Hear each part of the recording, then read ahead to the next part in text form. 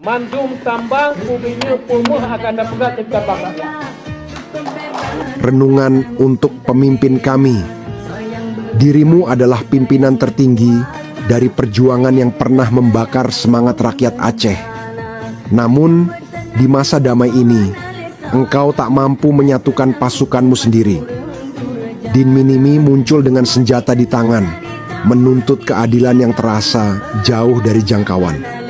Petinggi GAM seperti Apakarya berdiri menentangmu, Gubernur GAM wilayah Pase, TJ Kani, juga mengangkat suara berbeda darimu.